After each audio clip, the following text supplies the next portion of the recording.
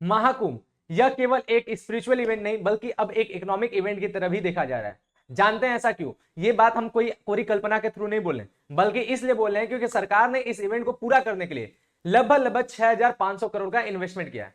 और ये 6500 करोड़ तो सरकार के लिए चुटकियों में निकल जाएगा। जानते हैं कैसे? क्योंकि इस इवेंट के समाप्ति के बाद ऐसा अंदाजा लगाया जा रहा है कि सरकार को 25,000 करोड़ की रेवेन्यू प्राप्त होगी। तो ये तो केवल सरकार की रेवेन्यू की बात है। अगर सरकार इतना रेवेन्यू प्राप्त कर रहा है तो सोचिए पूरे के पूरे यूपी में कितना जो है रेवेन्यू जनरेट होगा, पूरे के पूरे यूपी का जो है इकोनॉमी कितना बूस्ट होगा।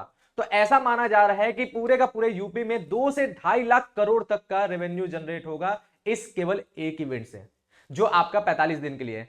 तो क्या है महाकुंभ के बारे में सारी जानकारी तो आपको हम इस वीडियो में बताने जा रहे हैं। एक एक करके आप पूरी बातों को समझेंगे कि महाकुंभ क्या होता है, महाकुंभ में सरकार ने कैसे से इंतजाम किया है और महाकुंभ से ये इतनी बड़ी रेवेन्यू आखिर में जनरेट कैसे होगा। तो चलिए वीडियो को शुरू करते हैं। अब इसे समझते हैं कि आखिर महाकुंभ क्यों कहा जा रहा है।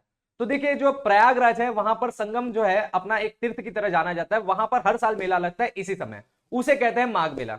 ये माघ मेला जब अपने 6 वर्ष को पूरा करता है यानी 6 साइकिल को पूरा करता है तो वहां पर लगता है अर्धकुंभ। और ये अर्धकुंभ जो है 2 बार हो जाता है, यानी माघ मेला का टोटल 12 साइकिल पूरा होता है, यानी 12 बार माघ मेला जब लग जाता है तो उसे हम लोग कहते हैं अपना पूर्ण कुंभ। और ये पूर्ण कुंभ अपना जब 12 साइकिल पूरा करता है यानी माघ मेला का टोटल 144 साइकिल पूरा होता है, यानी 144 वर्ष बाद आपका आता है महाकुंभ। तो ये महाकुंभ इतना खास है, इसे ना आपकी पिछली पीढ़ी ने देखा होगा ना इसके बाद वाली पीढ़ी उसको देख पाएगा, यानी आप एक खास पीढ़ी है। तो इसीलिए यह महाकुंभ बहुत ज्यादा इंपॉर्टेंट है आपका स्पिरिचुअल के लिए, यानी आध्यात्मिक जो है चेतना के लिए, आध्यात्मिक जागृति के लिए। तो इसीलिए इस गवर्नमेंट ने जो है इसको लेकर के जो है इतने बड़े बड़े इंतजाम किए हैं। तो गवर्नमेंट ने इसके ऊपर किस प्रकार से मैनेजमेंट किया है, इसके लिए क्या क्या किया है। तो देखिए 2019 में भी इससे पहले अर्धकुंभ लगा था और उस अर्धकुंभ में लगभग जो है 25 करोड़ लोग आए थे।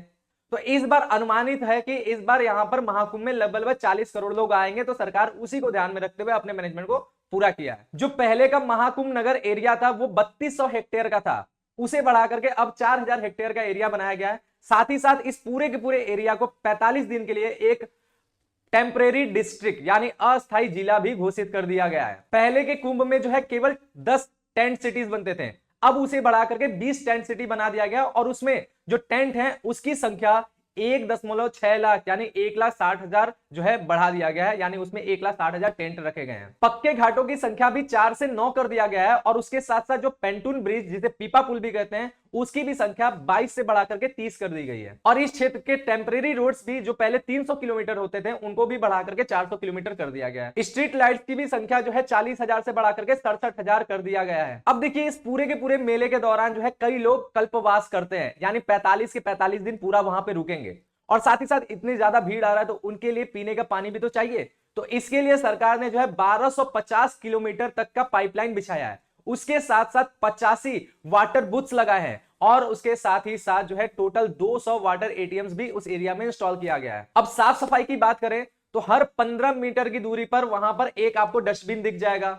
उसके साथ साथ उस पूरे एरिया में 5 लाख टॉयलेट्स भी बनाए गए हैं और 10,000 सफाई कर्मचारी 24/7 यानी 24 घंटे लगातार उस एरिया की सफाई का देखभाल जिम्मेदारी अपने कंधों पे लेकर के चल रहे हैं। इसके साथ उस एरिया में इतने बड़े क्राउड को पहुंचाने के लिए 7,000 ट्रांसपोर्ट बसेज लगाई गई हैं, 550 शटल बसेज रखे गए हैं और 13,000 स्पेशल ट्रेन महाकुंभ के लिए चल रहे हैं। यूपी के अंदर कुल 7 नए बस स्टैंड भी बनाए गए हैं और साथ ही साथ कई जगहों पे पार्किंग की फैसिलिटीज भी डेवलप की गई हैं। तो ये सब तो था मैनेजमेंट की बातें। अब बात करते हैं इकोनॉमी की कि आखिरकार इस एरिया में लोगों को कहां से पैसे जनरेट होंगे, सरकार कहां से पैसे कमाएंगे। अब इसकी बात करते हैं। तो सबसे पहले बात करते हैं कि सरकार की कमाई कहां कहां से होगी। तो पहली बात है जीएसटी कलेक्शन। लोग आएंगे, होटल्स में रुकेंगे, कहीं ना कहीं रुकेंगे, खाना खाएंगे, शॉपिंग करेंगे, ये सारी की सारी चीजें करेंगे। तो सभी जगहों पे जो भी चार्जेस होंगे उसमें तो जीएसटी लगा ही रहेगा। तो सरकार को पहला कलेक्शन जो है जीएसटी के थ्रू होगा। दूसरा कमाई है रेंट एंड लैंड लीजिंग के थ्रू, यानी सरकार जो है वहां पर कई ढेर सारे टेंट हाउसेस बनाए हैं, टेंट सिटीज बनाए हैं, आपको पता ही है वहां पे टेंट्स हैं, उनके अपनी किराए हैं। उसके साथ साथ सरकार के लिए जो वो क्षेत्र है वहां पे जिनको भी स्टॉल्स लगाने हैं, जो भी बड़ी बड़ी कंपनियों को अपने स्टॉल्स लगा के अपने जो है सामान को बेचने हैं, उन सब के लिए सरकार उसके लिए रेंट जो है लिया हुआ है, यानी लैंड लीजिंग कराया जा रहा है। यानी सरकार और उन कंपनियों के साथ जो है एक लीजिंग डॉक्यूमेंट बनेगा जिसके थ्रू उन्हें पैसा सरकार को देना पड़ेगा। 45 दिन के लिए वो क्षेत्र उनको दिया जाता है कि वहां पर आप व्यापार कर पाए। इसके साथ साथ जो है सरकार को कमाई ट्रांसपोर्ट फीस से भी होगा। जो भी लोग ट्रेन से आएंगे उससे सरकार की कमाई होगी, जो भी लोग बस से आएंगे उससे सरकार की कमाई होगी। तो इन सब के जरिए भी सरकार को अच्छा खासा मुनाफा होने जा रहा है। और सबसे बड़ी बात यूपी गवर्नमेंट की ये है, उसको कमाई का ये बात हो गया कि जो भी लोग तीर्थ में नहाने आएंगे, संगम में नहाने आएंगे, अब ये बताइए वो जो संगम तीर्थ को घूमने आएंगे क्या वो अगल बगल के क्षेत्रों में नहीं जाएंगे? क्योंकि उसी के बगल में आपको जो है काशी मिल जाएगा, तो लोग काशी भी आएंगे, वहां भी अपना जो है ध्यान पूजा करेंगे, वहां भी आएंगे तो इस सारी चीजों का बात होगा, वहां भी उनकी कमाई होगा। वही लोग अयोध्या भी जाएंगे, वहां भी जाने की वजह से अच्छा खासा कमाई होगा। तो सरकार को इसका जो है एक बड़े पैमाने पे जो है फायदा मिलने जा रहा है। केवल प्रयागराज तक ही नहीं बल्कि काशी, मथुरा, अयोध्या इन सब क्षेत्रों में भी अच्छी खासी सरकार को कमाई होगी। लेकिन ये सब तो सरकार की कमाई है, तो ऐसा नहीं कि केवल सरकार ही कमाएगा, इससे प्राइवेट सेक्टर के लोग भी कमाएंगे, यानी निजी लोग भी कमाएंगे। कैसे? अब जरूरी नहीं कि सब लोग जो है सरकारी ही टेंट में रुके, कुछ लोग होटल्स में भी रुकेंगे। होटल्स कौन चलाता है? प्राइवेट लोग। अब जरूरी नहीं कि सारे लोग केवल सरकारी ही ट्रांसपोर्ट का यूज करेंगे, भाई लोकल ट्रांसपोर्ट यूज होना ही होना है, यानी बस वाले, ऑटो वाले, रिक्शा वाले, इन सब की भी कमाई होना ही निश्चित है, तो उससे कमाई होगा। अब उसके साथ साथ जो वहां पे जो स्टॉल्स लगाए हुए हैं, वहां पे जो है अपना चाय की दुकान, पान की दुकान, पकौड़ी की दुकान, चाट की दुकान, ये सारी चीजें जो लगी हुई हैं, यानी छोटे छोटे जो वेंडर्स हैं, उनकी भी अच्छी खासी कमाई वहां से होगी।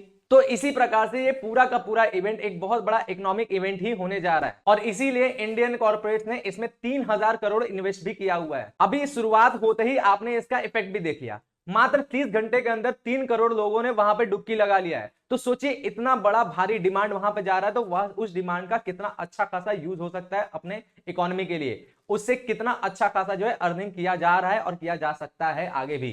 सरकार को एक और तरीके से कमाई हो रहा होगा। आपको ये बात पता है कि वहां पर जो भी क्षेत्र है वहां पर बड़े बड़े होर्डिंग्स लग रहे होंगे, है ना बात? जो भी कंपनियां बड़े बड़े होर्डिंग्स लगाएंगे अपने एडवर्टाइजमेंट के लिए, बड़ी बड़ी जो है बैनर्स लगाएंगे, तो इन सब चीज के लिए भी सरकार वहां से क्या प्राप्त कर रहा है? उनसे किराया प्राप्त कर रहा है। तो इस थ्रू वहां के लोकल गवर्नमेंट्स को भी कमाई होगी, यानी वहां की म्युनिसिपैलिटी को। और आपको जानकर के हैरानी होनी चाहिए कि ये इवेंट शुरू होने से पहले ही ऑलरेडी 45,000 परिवारों को वहां पर काम मिल चुका है, और इस पूरे इवेंट के दौरान 6 लाख से ज्यादा परिवार को डायरेक्टली या इनडायरेक्टली इससे फायदा मिलेगा, यानी इससे उनको रोजगार की प्राप्ति होगी। और इसी वजह से ये पूरा का पूरा इवेंट स्टेट गवर्नमेंट के जीडीपी में 2 से 3 लाख करोड़ का जो है बूस्ट डालने जा रहा है, यानी बूस्ट देगा। तो समझ में आया ना आपको कि महाकुंभ जो है केवल आस्था की विषय नहीं बल्कि ये क्या है, इकोनॉमी का भी विषय है।